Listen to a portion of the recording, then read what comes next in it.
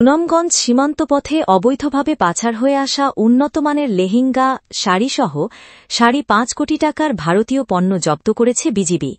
বিস্তারিত রাকিব হাসানের রিপোর্ট। গোয়েন্দা তথ্যের ভিত্তিতে সোমবার মধ্যরাতে সদর উপজেলার রঙ্গাচর সীমান্তের একটি পরিত্যক্ত গুদামের টাস্কফোর্সের অভিযানে অবৈধভাবে পাচার হয়ে আসা লেহেঙ্গা, শাড়িসহ ৫.৫ কোটি টাকার ভারতীয় পণ্য জব্দ করেছে বিজিবি।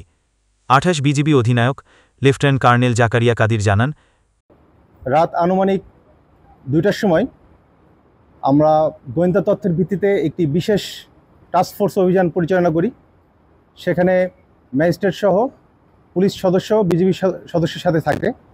তো গতকাল রাত ২টার সময় আমরা গোয়েন্দা তথ্যের ভিত্তিতে সুনামগঞ্জ সদর উপজেলার রঙ্গরছড়া ইউনিয়নে একটি মাদ্রাসার পাশে একটি টিন শেড গোডাউনে আমরা ভারতীয় অবৈধ পণ্য, শাড়ি, কসমেটিক্স,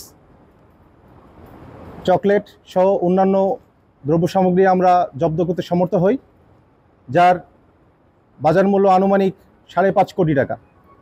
তো এই যে অভিযান, সেটি আমরা গত এক মাসে আমাদের কিন্তু এই সিজারের পরিমাণ অনেক বেশি। গত এক মাসে আমাদের ১৪.৫ কোটি টাকার মূল্যের সিজার করতে ২৮ বিজিবি ব্যাটালিয়ন সমর্থ হয়। তো এটার প্রেক্ষিতে আমরা বলতে চাই যে স্মাগলিং যে বেড়ে গিয়েছে, ব্যাপারটা অনেকটা এরকম না, বাট আমাদের যে ইন্টেলিজেন্স, সেটি কিন্তু আমরা অনেকাংশে জোরদার করেছি।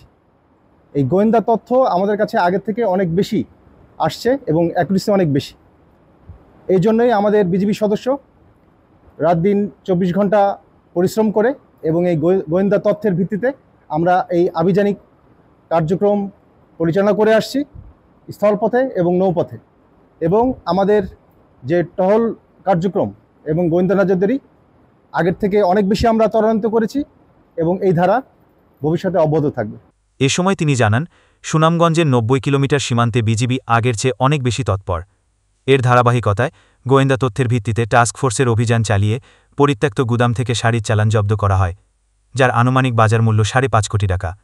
গত এক মাসে বিজিবি ১৪.৫ কোটি টাকার অবৈধ পণ্য জব্দ করতে সক্ষম হয়েছে। বিজিবি অধিনায়ক লেফটেন্যান্ট কর্নেল জাকারিয়া কাদির জানান, চোরাচালান প্রতিরোধে বিজিবির টহল ও গোয়েন্দা তৎপরতা অব্যাহত থাকবে। রাকিব হাসান, জাগো বাংলা নিউজ, সুনামগঞ্জ।